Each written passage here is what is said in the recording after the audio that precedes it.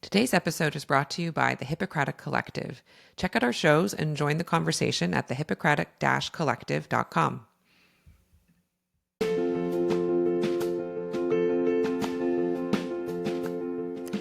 Hello, I'm Joan. I'm a Canadian family physician who also works as a restorative medical educator, facilitator, and coach.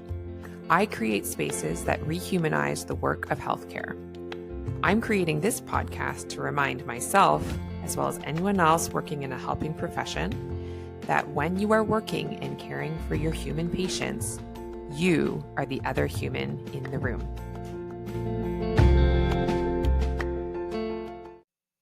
Before we dive into this week's episode, a quick note for all the healthcare humans out there. If you're doing everything right and still feel yourself exhausted, skipping meals, pushing through headaches, or always feeling behind, this might be for you. I'm hosting a weekly webinar throughout the month of June called Creating Space, Building Your Workday Around Your Body's Capacity. We'll explore the hidden ways we've been taught to ignore our bodies in healthcare and how you can start reshaping your workday to actually fit your real capacity instead of trying to meet all the absurd, inhuman expectations of the system. You'll walk away with a simple, practical framework and real-life examples from clinicians who've made it work. I'll also share more about my Creating Space course and retreat, where you can take this work deeper in real time with me. There are 4 dates to choose from, so go to joanchanmd.com/webinar to sign up for the one that works best for your schedule. Hope to see you there. Hey there, healthcare humans. Thank you so much for coming back for another episode of The Other Human in the Room.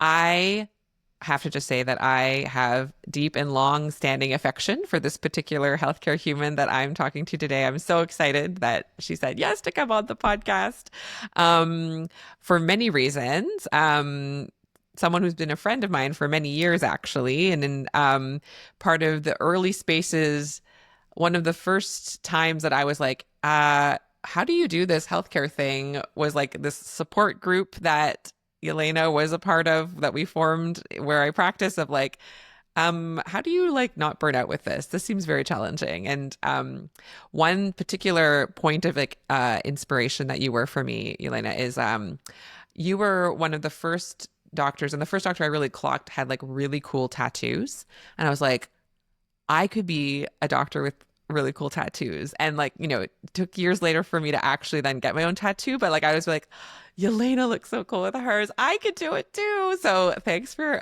that particular role modeling for me. But beyond that, of course, you're many things. So how would you like to introduce yourself to those that are listening? Okay, hi, and thank you so much, Joan. I'm also super excited to be here because even from those first days, you've also been an inspiration to me, and watching you grow this whole side of your practice and this whole way of thinking has been both impressive and inspirational. So while I'm a bit nervous to be recorded, I'm also really excited that it's with you and we just get to have a great conversation. So I guess I'll introduce myself professionally. I'm trained as a family physician and then did a fellowship in addiction medicine. Practiced for the last 12 years, mostly in addiction medicine, in a couple of different organizations, but my biggest role was at Homewood Health Center for 10 years, first as an addiction physician there, and then as chief of addiction and trauma services for the past 5 years. But I think the biggest, perhaps surprise of my career is that I left that role about 2 months ago. 3 months ago now. It's all a bit of a blur. In search of space. And I think, to talk a little bit about the overlaps between your work and, my journey. I know you talk a lot about creating space, and I have been on a journey probably over the last year and a half of figuring out how to do that for myself. And ultimately for me, that meant, leaving this big role that I was in and literally creating space in my life and my schedule for new things. Well, I'm so excited to talk about that. I just can't stop talking about creating space. Yeah, so I'd love to hear, a bit of whatever feels like relevant touch points on that journey. Like, what got you thinking, about the need to create space? What was showing up for you in your work that you were noticing was making space in your life tricky to find? Let's put it that way. Okay. I think I think the place I would start is, I over the span of my career, I had an interest almost right away in kind of leadership and system change. And that started out in small ways initially, and then ultimately in bigger ways. And so that was something I really enjoyed. And I was really excited to get the chief role at Homewood and to be able to make an impact at a bigger scale than what I had been doing before. I became chief 5 months before COVID hit. So my whole kind of this stage of my leadership journey and my career journey was completely intertwined with the pandemic. And that was both a blessing and a curse, ultimately. I would say a curse in the same way that it was for everybody else. Uh, but a blessing in certain ways in that it forced me to grow as a leader really quickly, Mm. in ways that I wouldn't have had to do without the pandemic. So, within months of becoming chief, we had a giant outbreak right at the beginning of the pandemic. Nobody knew what this meant and how to manage it, and we ended up having to shut down one of our services temporarily, and within the span of weeks, redevelop our entire service delivery within this inpatient treatment model. And that was honestly exciting. It was stressful, but it was also energizing at the same time. But where that comes to creating space or kind of the need to create space is that, that excitement in that kind of space was ultimately unsustainable, right? And I think we all worked that way through the pandemic. At the beginning, it was like, we have to do this. This is really important. We're all going to pull together. I think most of us in healthcare are pretty good under a crisis. Hmm. And we saw the meaning behind what we were doing. And there was a certain amount of reward to that in doing the best that we could to help, each other, the people in our populations, our healthcare system to keep moving forward. Um, you know, but that went on for years. Yeah. And so there came a point at which, and I think the pandemic had probably sped this up. I suspect I would have gotten here anyway. Yeah. But there came a point at which, I could start to feel, I don't know, you talk about embodiment, so it's hard to put a lot of words into it, but I could feel within myself that the work that I was doing and the role that I was in was going to have a shelf life for me. Yeah. And in part, that is because of my own nature. I like to learn and grow and develop, and I'm not the person who's going to be doing the same role, for 30 years. And so I could Hmm. start to feel that that was going to come. I wasn't there yet, but I knew it was coming. And I knew that I really loved working at this big system level. I loved doing kind of transformation work, doing new care models, like really thinking and reinventing the way we do medicine. Um, and I, but I couldn't quite figure out how to pivot Yeah. from the space that I was in into something else. And so I did the opposite of creating space actually at the beginning. As you know, I went back to school and I did an executive MBA through Rotman at the University of Toronto. It's a program, it's a global executive MBA in healthcare and life sciences. It goes through all of the core kind of MBA content, but with a healthcare kind of twist and focus. And so I did that while also continuing to work full time in my chief role. So, Goodness so I did gracious. not create any space. Uh, Nope. but having said that, it was incredible. It was energizing. It although it added to my plate, when we talk about burnout, I think we talk about volume being one piece of it. but not the only piece, right? So the kind of doing the work that gives us energy versus doing the work that drains our energy is a big part of it. And although this added a lot to my plate, I mean, it was essentially a full-time program on top of a full-time job, on top of, being like a spouse and a parent. It gave me tons of energy. Like being in spaces with other people who were not just complaining about the problems in healthcare, but who were really excited and energized about trying to solve them Mm. was exactly what I needed. And it expanded my perspective. It, gave me a different way of looking at the problems that I was already seeing, and a different set of tools with which to attack those problems. So it did all the things I wanted it to do. When I came to the end of the program, I was pretty burnt out. Uh, and I assumed that when the program ended, and I had some time off, so it ended in the spring. We were going into summer. This was summer of 2024, just Mhm. last year. It feels like so long ago already. Summer of 2024. And I figured, okay, you know what? It makes sense that I'm feeling this way right now. I've been continuing to work with all of the stressors of the kind of post-COVID period, which are no better than during the COVID period. Yeah. So continuing to work in that space, while also doing, this big thing. So I said, this makes a lot of sense. And now I'm going to take a little bit of time off and I'm going to not have, this thing taking up my time. So I'll have more time to kind of rest and recover. And I assumed that I would quickly bounce back, just like I have many times before. I think most of us work on the edge of burnout multiple times throughout our career, but I didn't. And that was the big difference in this time. I took some extra vacation over the summer. I was thankfully supported to do that. I started, or I guess continued to do some reflection about, what is it that I needed next in my career. And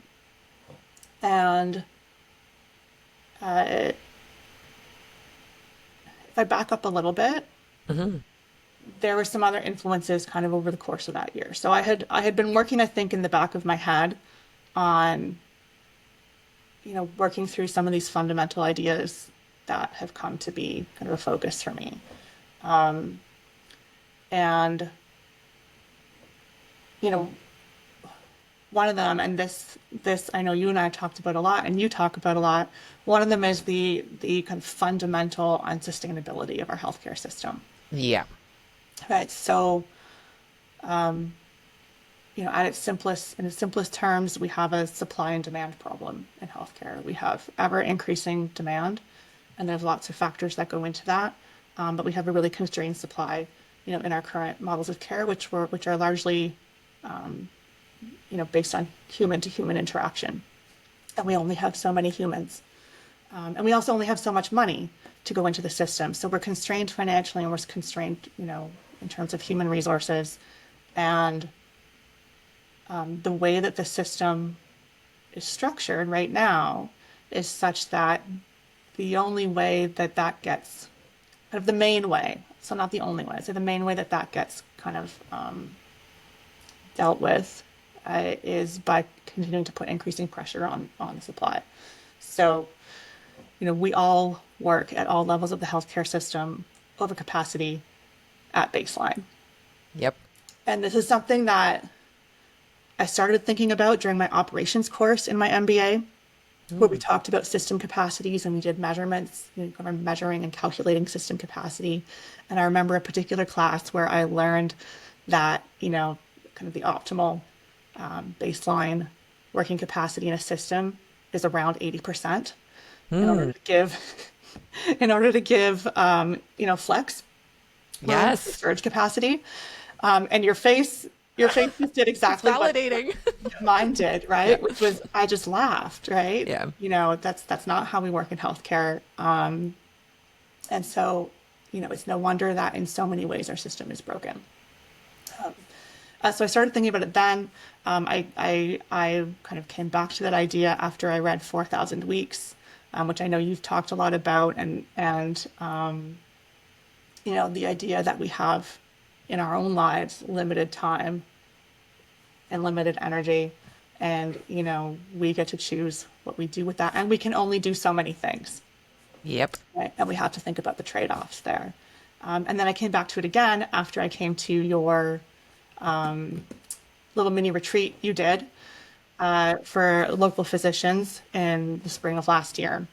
And so these themes kept circling around for me. And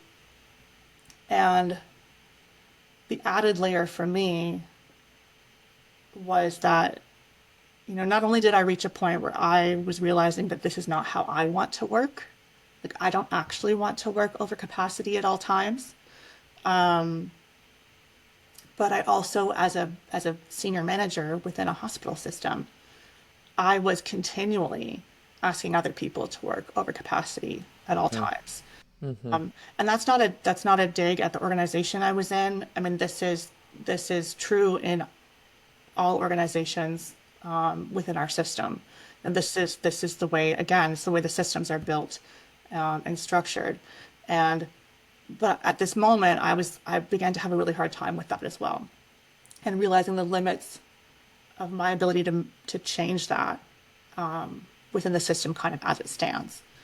And so all of these things kind of came together, and I realized that, although I had now created more space in my life by being finished the MBA and not having that additional work, I had lost that piece that was really energizing me. And what I was kind of left with at that time was no longer fulfilling to me. And that is really hard to admit and say, Yeah. right?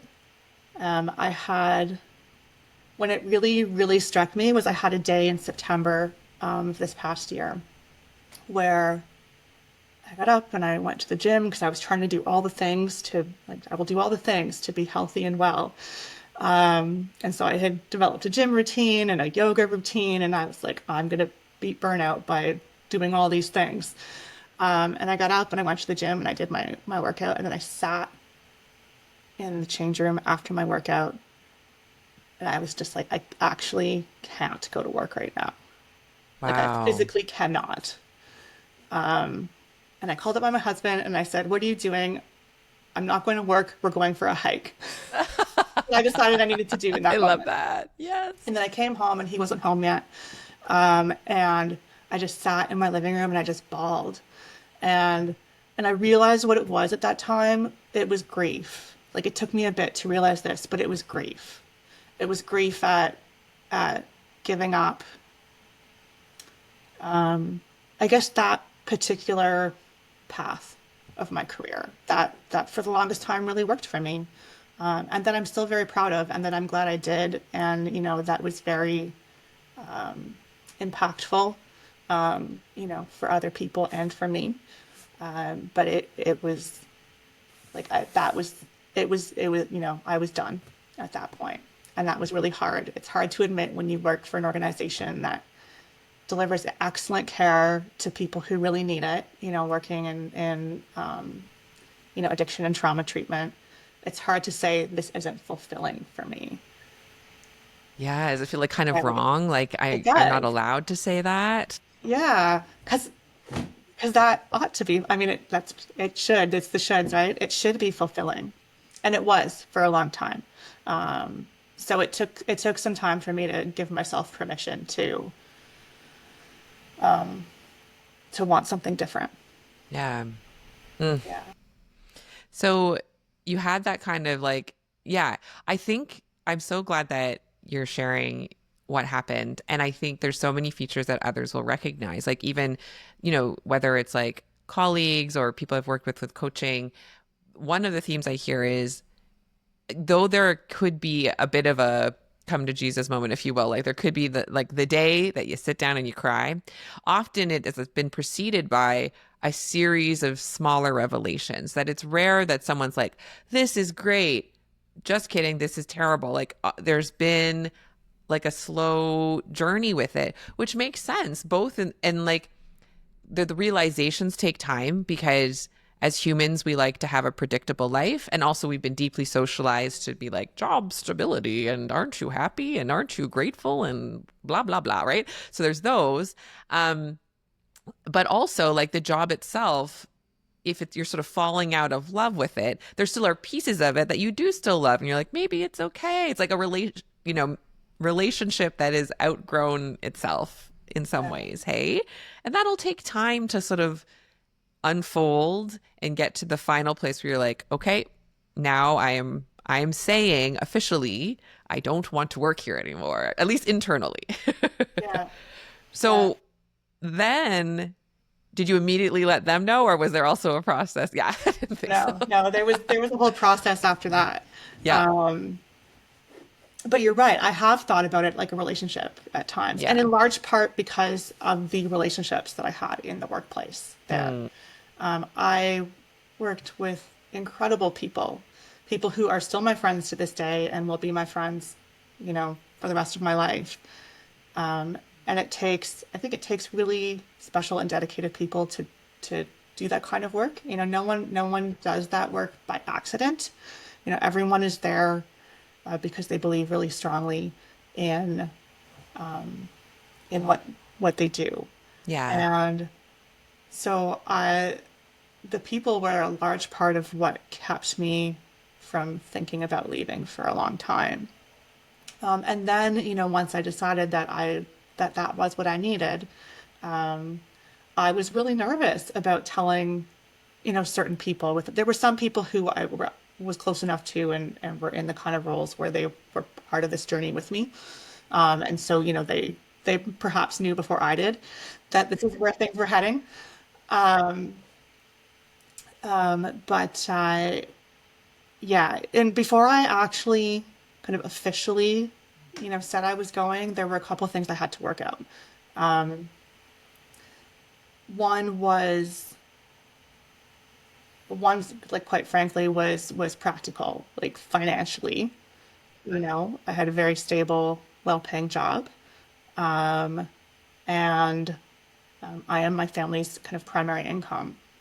And so the idea of leaving initially, I believed I was only going to be able to leave if I had another job lined up, both financially and also for all those reasons you said.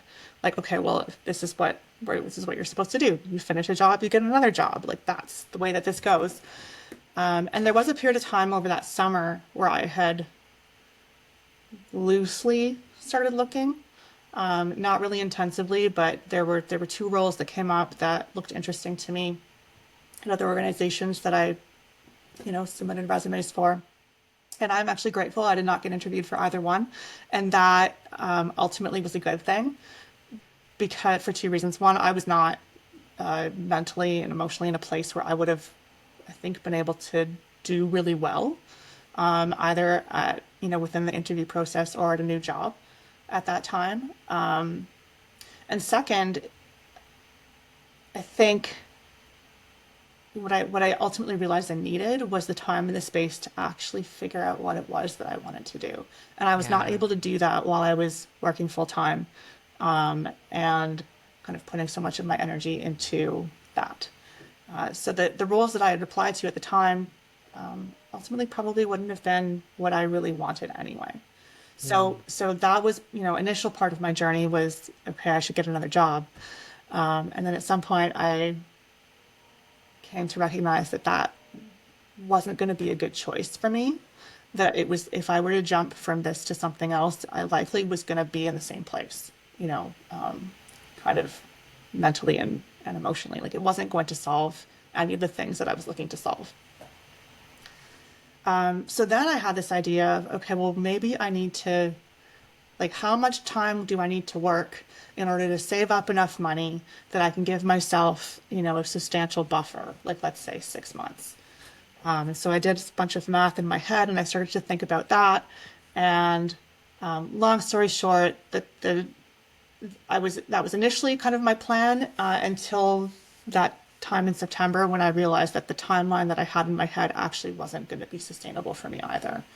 And then I after that, then I started looking around for locum work to think about, okay, if I am not going to have the ability to finance this, some kind of break, like outright, what are the just for me that ended up being locum, but for other people it might be something different. It was what is something I can do that's going to, give me enough financial stability that I can create this other space that I wanted to create.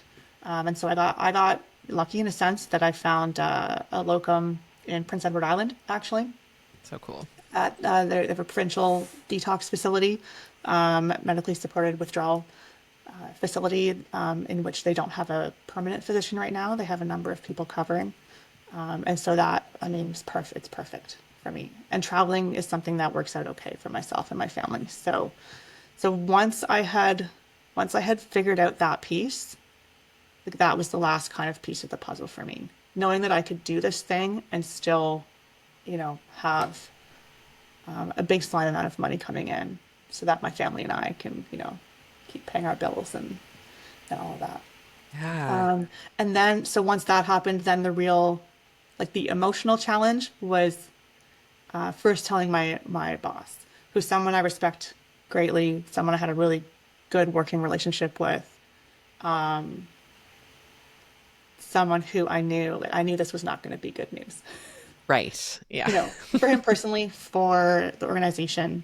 And so that was a really hard conversation, but ultimately a good one, you know. Hmm. Ultimately, I feel like I left in a good way. I left in a kind of real and authentic way. Yeah. It was never about any faults of the organization. It was about, what was right for me, and I'm also pleased that recently it's just I think in the last couple of weeks that they've announced kind of the new chiefs. They actually reorganized the role a little bit and hired two people Oh, into those roles, and amazing. they've hired wonderful people. And I'm really excited. And I think it's great for the organization. It's also Hmm. really important for organizations to have changes in leadership and new ideas. And and so I think it's a good thing to reflect on. At the time I was seeing my departure as like almost a betrayal to the organization. And it's not, you know. There are other people capable of doing that work. Like I am not the only one who can do it. Yeah. That one's a really sneaky, tricky story, isn't it? Especially, so say you sign up for some kind of role or you're in a job and you're like right away like, okay, I'm just cashing my paycheck. Like then eventually leaving could still be hard for some of the like societal expectations, but I think it's an extra layer of hard when you did really love the work, really owned the work, noticed the impact, sort of had it as a piece of your maybe identity, or, like took deep pride and satisfaction in it. Because then it's like you kind of have a bit of ownership. You're like, no, this is my baby. So no one else, like, how could anyone else do it the way I do it? And the answer is no one can do it the way you do it. And what if that's actually not only okay, like they'll putter along, but what are the opportunities not to erase what you've done? Because that's what it feels like. It's like now it's all for nothing. Like, no, like what if you took the baton this far and now they have the opportunity to take the baton and build on what you did and iterate from what you did. And that Yeah, can be a beautiful thing, actually. I think it is. And honestly, that's a really nice description of kind of where I felt like I was, within Yeah. that role too. I did it for 5 years. Managed through the crisis of COVID. I did, I think it was seven either new programs or major program My kind of gosh. redesigns in the course of 5 years.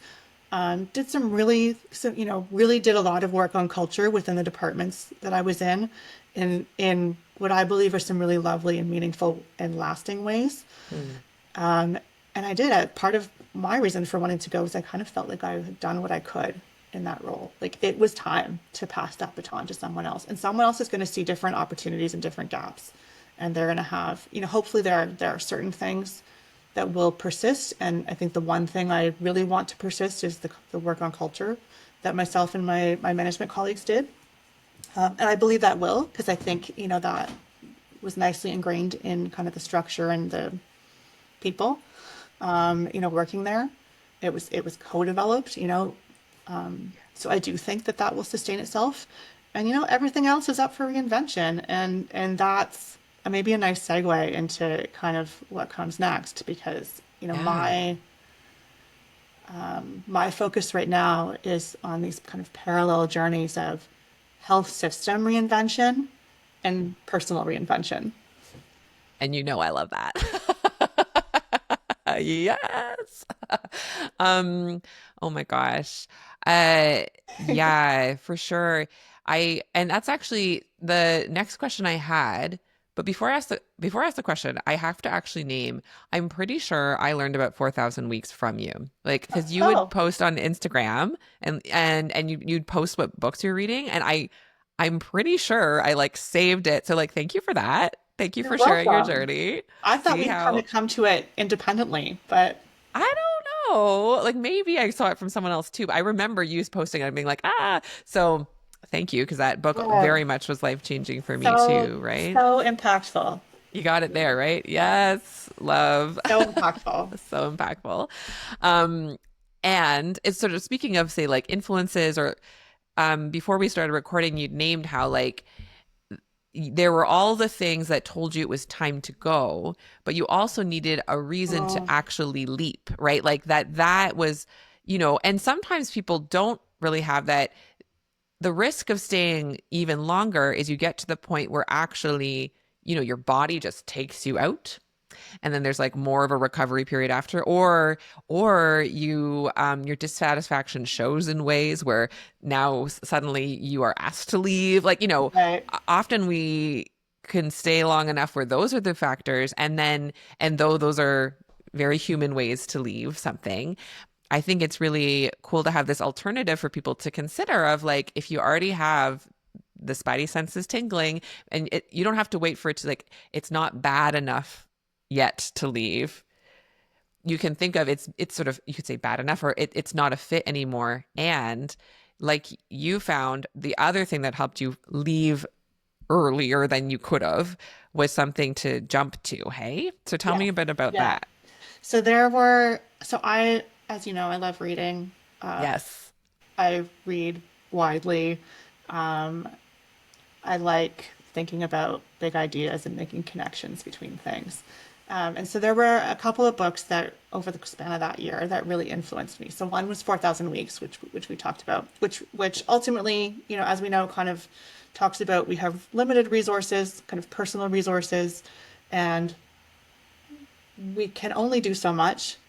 So really our main deciding point is, around like what are our priorities and our trade-offs that we're willing to make. So it kind of, I think, focuses that deciding factor on like personal meaning, like what's the meaning and value we get out. There's another book that I read. I'm going to show them all because I love them. Yes. Okay. This book, aptly named, Quit. came I came across it. Um, I think at a time when I was starting, it was buried pretty deep. But at a time when I was starting to think about like I might need to be making a different decision here. Mm. And I think sometimes the things I read are the things that I know are going to try to push me in the direction that I need to Yes. go or challenge certain ideas that I hold. And this book, fascinating. I loved it. It's a lot of kind of behavioral, like behavioral science and behavioral economics. Which sounds heavy, but it's not. It's written in a really readable way. And in fairness, using a different frame, which is behavioral science and behavioral economics, she comes to a similar conclusion, which is that, when we're making decisions about what to do next, that really is a forward-looking decision. There's all these cognitive biases and all these things that will pull us into, let's say, the past. So things like, I've put so much time into this. This is part of my identity. I can't walk away now because what does that say for all of the work that I did, in the past? But she talks about it in financial terms. It's future. Oh man, I'm going to lose the words now. But essentially, like, what is the present value of what you're going to do in the future? And so ultimately, we're thinking about what happened up until this point is actually entirely irrelevant. It's if we were making this decision new from this point forward, knowing what we know about ourselves and what we're looking for in our lives and what's important to us, like what is that? What's the value we're going to get, the expected value for the future. And so that concept was really helpful for me as well. So all of these things are kind of trickling around in my brain and all circling each other. Who wrote Quit? Just so that if people want Her to. name is Annie Duke. Annie Duke. Excellent. Yeah. Okay. Thank And you. she runs an organization essentially about decision making. She's a fascinating person. She's a poker player, so a PhD in behavioral science turned professional poker player, turned, author, speaker. Hmm. Yeah, if you look her up, she's super interesting. And uh, so those were the things that were kind of, I think about kind of pushes and pulls. Those are Yes. some of the things that were pushing me to say, okay, I need to do something different. But it's hard to make that leap if there's not also something pulling you. Like if you don't have a something to move towards. And for the longest time, right, I felt like I needed to know what that thing was going to be, like specifically. Uh, and I can say sitting here, I still don't know specifically what that's going to be. But I've reached a place where I'm okay with that. So the thing that kind of was the big pull for me and helped is really now become like a fundamental like value or way of thinking for me. I got from this book called Imaginable Imaginable. by Jane McGonigal, who runs an organization called the Institute for the Future. And she talks about a concept, or she actually named a concept called urgent optimism.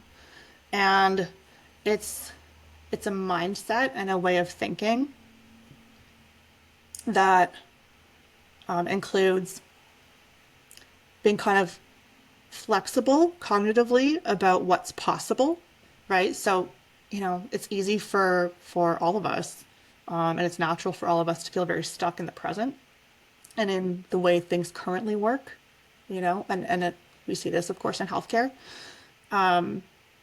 that we have certain assumptions about how things must be, or as one of my mentors and someone you had on your podcast a while back, Zaina Kayat, would say Yes. about like orthodoxies in healthcare, and we take these as laws, right? That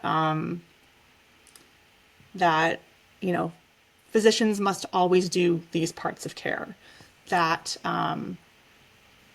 uh, certain parts of care must always happen in hospitals, various pieces like that. And so, given that, given all the resource constraints that we have, when that starts to feel like that's not working, it can be easy to feel stuck. Like, okay, well, it has to be this way, but it's not working. And, we're not going to get more money from the government, and we don't have enough people. And so there's this real sense of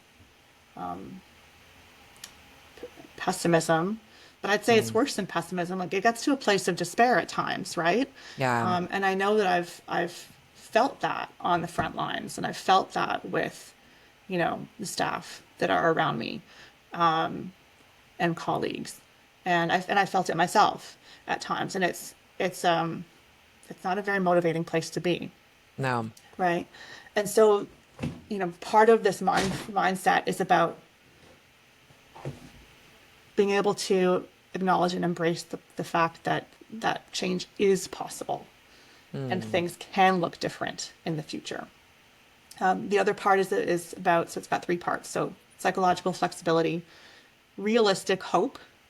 So the idea that, when we think about, let's say, new technologies that are coming, so AI is, of course, the big topic of conversation everywhere right now. Hmm. We can feel really dystopian about the future, right? And I think it's always important to think about the risks and the guardrails. And we can also, if we are creative and allow ourselves to, we can think about and imagine the ways in which that technology can be helpful and create good in the world. And so, the principle here is about finding that balance between, kind of the risks and the benefits, or potential risks and potential benefits, and being open to all of those things, rather than focusing blindly on the positives, or kind of pessimistically on like the doomsday scenarios. Yeah. And then the last one is really about agency. So, the words that she uses are, future power, but it's really about recognizing that we, like I and you and every single person, have things that we can do today to help to shape the way the future unfolds. And that doesn't have to be on a grand scale, right? And this is where I link back to some of the things that you've talked about, I know, around emergent strategy and the work of Adrienne Murray Brown, which is, that can be really small and local. We can act today with each other, with our families, within our communities, within our own workplaces, with the decisions that we make to start changes, to make Yeah. changes at various scales over time, to make it more likely that the future we want to see is going to be the future that happens.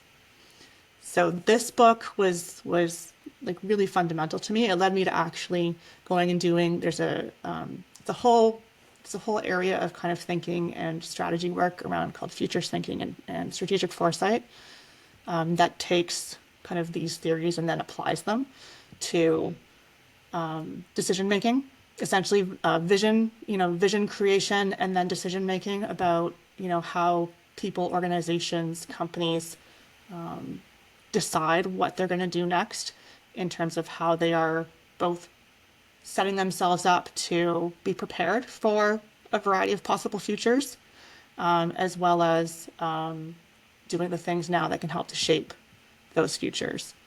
So that got me really excited, and so I went into the course last December on that. And one of the things I'm working on is figuring out how to work that into.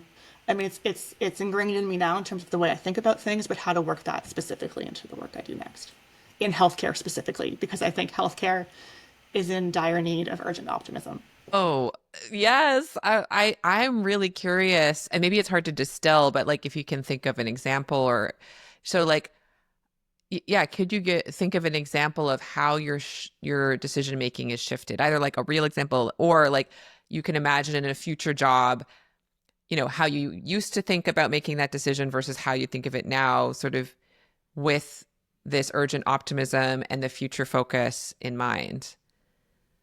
I think one of the ways this shows up, and I think a lot of this gets influenced by, the pandemic and kind of the post-pandemic political, economic instability, all of Yeah. the instability that lives around us right now in so many spaces. Um, which which means that when I am making a decision about what I want to do next, or let's say if an organization is making a decision about kind of where they should focus their resources and their, priorities in kind of a next period of time, like if they're doing strategic planning, where there was a time when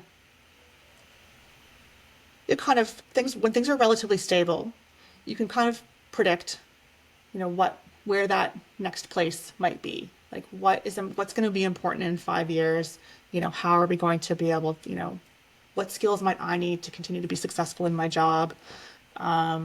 What what capacities does an organization need to continue to be successful when things are kind of plodding along in a relatively linear fashion, right? Anything can happen at any time. We know that the pandemic taught us that, but now it has taught us that in a really visceral way. And both the level of instability that we're living with now, as well as the rapid change in technology, means that it's really hard to know exactly what's going to be needed 10 years from now. Yes. Like, what Oh are things yeah. going to look like 10 years from now?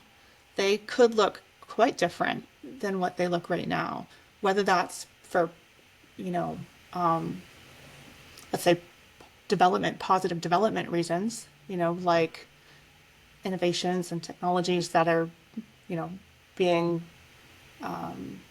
created, with the appropriate guardrails and safety and are doing good jobs. But it could also be some kind of climate catastrophe that happens.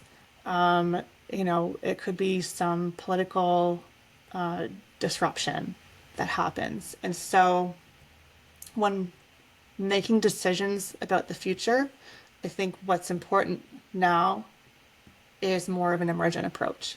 It's more of an approach on how do I set. So I'll speak then, I guess, for a more specific example. When I'm thinking about what I want to do next, Yeah.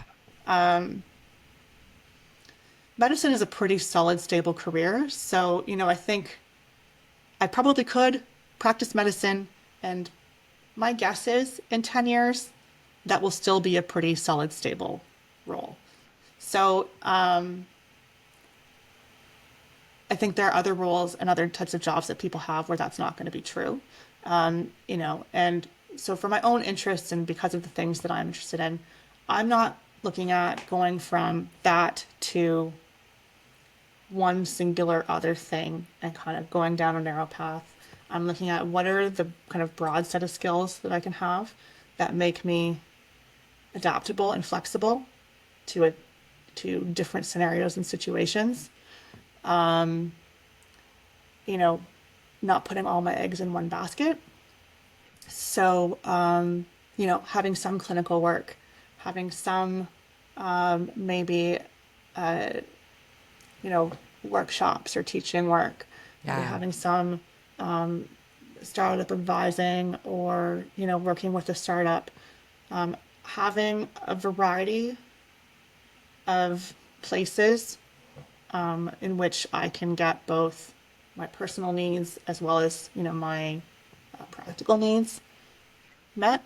And I think, organizations similarly, I think this is where, the organizations that will do the best in the next, you know, period of time are going to be the ones that are constantly figuring out ways to reinvent themselves in various pockets so that if and when that disruption comes, they already have another strategy. They already have something else they can pick up on and they can Yeah. just kind of change the weighting of that perhaps or I don't know, it's a bit vague maybe, No. but does that make No, I see it. Like, because I'm thinking about, either, what I've personally witnessed in like bigger organizations, as well as like, I mean, I am one of six docs and we have our organization of our clinic, mm-hmm. right?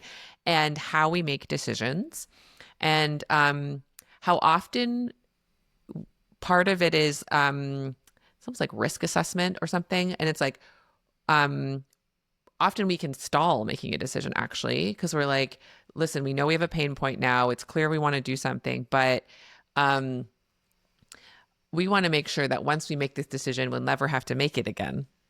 Hmm. And now this will serve our purpose for the next forever. So we can stop Yes. making this decision. And the thing that I've noticed that is tricky about that is that things keep changing.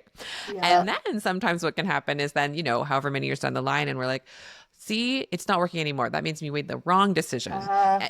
and then we're actually kind of put ourselves down. And like I'm saying personally, and also I've witnessed like it's often how we kind of think. I don't probably not every single person in healthcare, but it's a common thought pattern I notice, which comes probably from like perfectionism, like the and fixed mindset versus growth mindset, right? Versus places I've heard people talk about like agile or like future thing like what you just described, one of the features is let's assume the decision we make today will not be relevant forever. That then like if we know for sure that I don't know, say we hire this company for versus this company to do our books, like something very explicit. It's like, so what is a piece of that decision is actually what's the plan of how often to revisit the decision?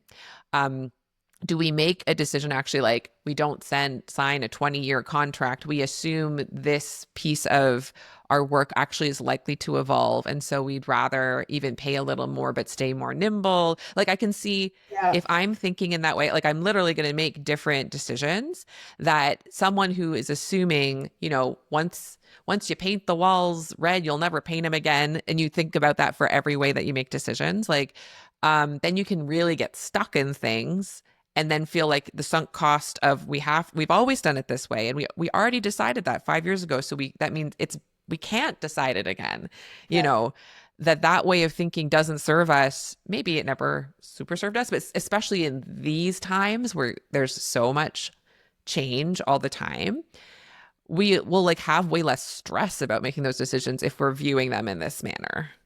Yeah. I think, that's great. I mean, I love that it resonated with you and that you're able Yeah, to tie it back to kind of your own practice. And I think this is also a feature of healthcare. Like I think for a long time, healthcare, and in a lot of ways still does, kind of operate in a very historical, kind of hierarchical, you yes. know, legacy system kind of way, Hmm. right? And it's not to say that we should, they in startup world they say like move fast and break things. Like we appreciate we can't just break healthcare, right? Right. There are limits, Yeah. and it's important. There's safety considerations Yeah. that are important, and that isn't an excuse not to figure out the ways to do it, right? To find the Yeah. pockets, to find the ways to put the safety kind of guardrails up, to actually push our systems, both small, like your practice, and large, like hospitals, to actually say like we we need to find different ways of doing what we do now, because we are not going to be able to continue doing what we do now. No. We already arguably aren't.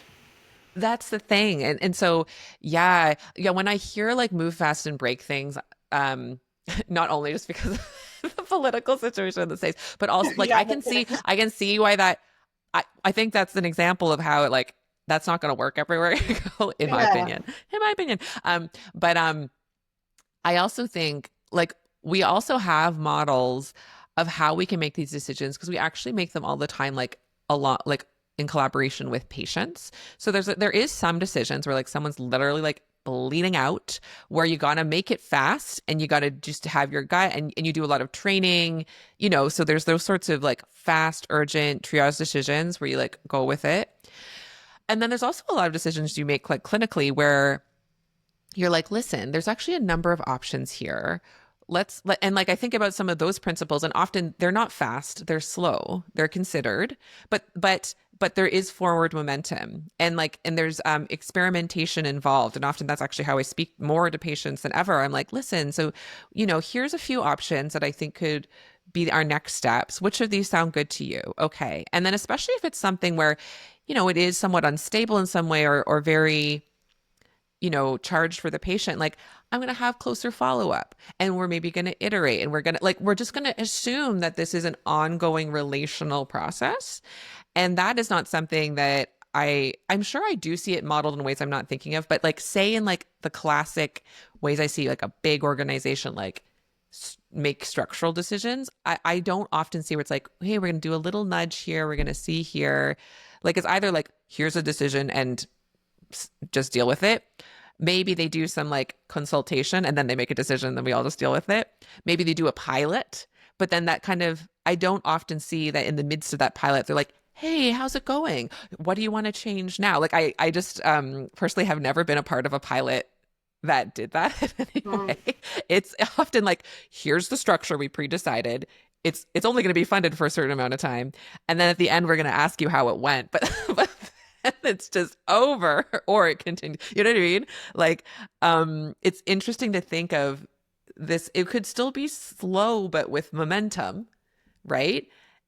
But it's naturally got like assume we're going to keep changing it is like a part of how it's built. yeah, yeah. And that's I would say some of the work that I've done in the past has had some of those features in terms of, we are going to continue, we're going to start with this, we're going to iterate over time. And yeah, it is what I think the better way to change that kind of emergent approach, Yeah.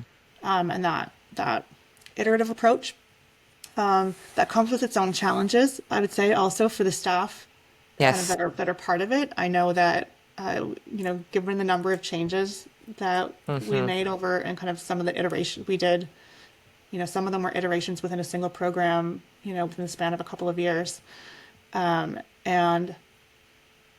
there's this balance, I guess, that we need to try to strike between making the changes that we know are, or that we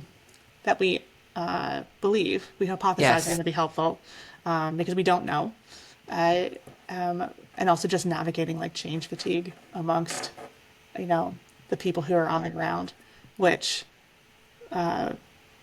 which is also, a big challenge. Totally. Oh my gosh. Okay. I feel like I could now launch into an entire other hour of talking about this because this is really, I'm like, oh my gosh, how am I already doing this? How am I not already doing this? How can I apply this to like literal decisions I'm making now? But I'm also aware it's like almost been an hour and that's usually when I cut off the conversation. So this is a primer.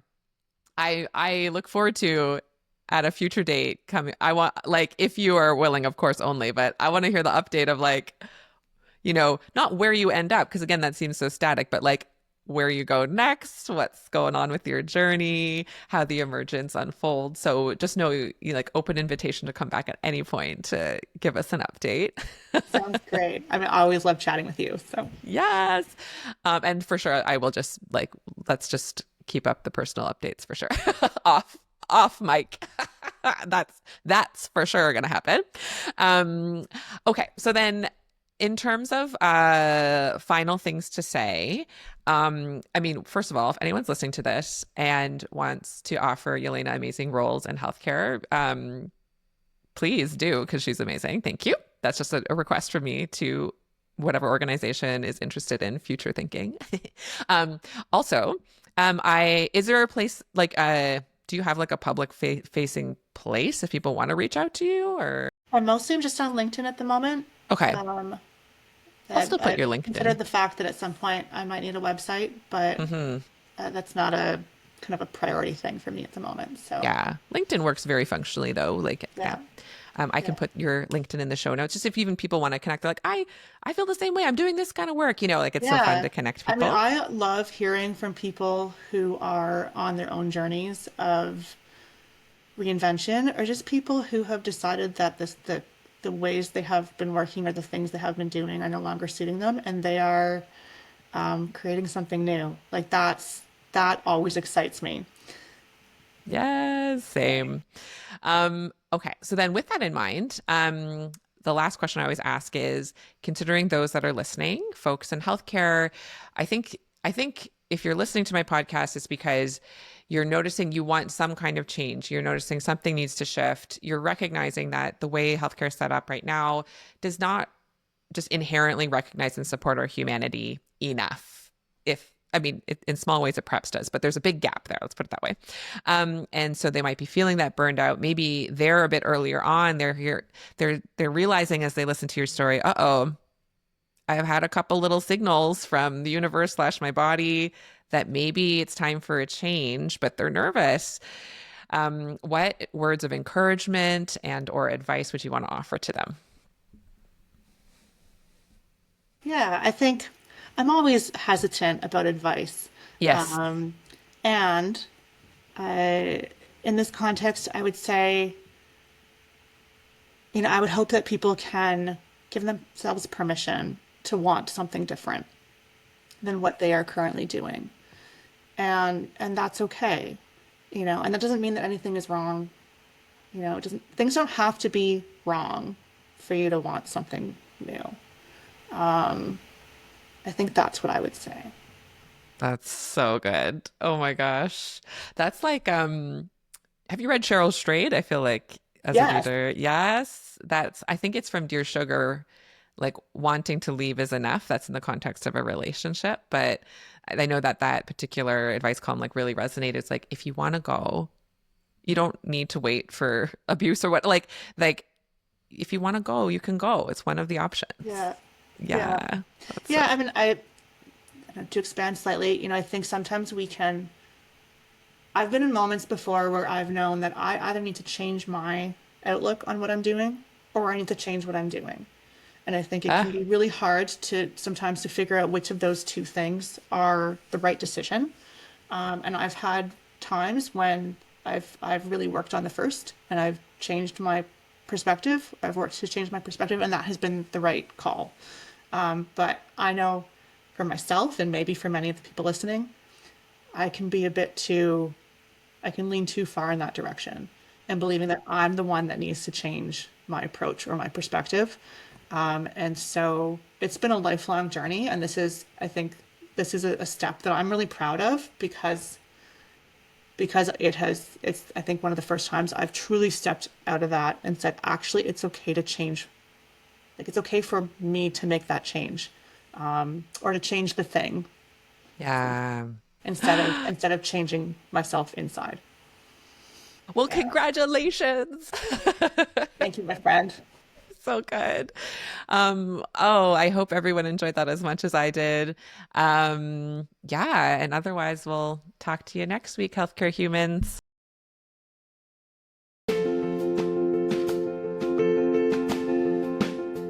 I would love to take this work deeper with you. Visit joanchanmd.com today and discover my growing menu of options for restorative medical education to suit your learning needs. I offer one-on-one coaching, customized workshops, and self-study courses that allow you to connect not only with my work on a deeper level, but also with other healthcare humans just like you. So if you want to start humanizing your work in healthcare to a deeper level and do it in community with others, please visit joanchanmd.com and find those options and what fits you and your life today.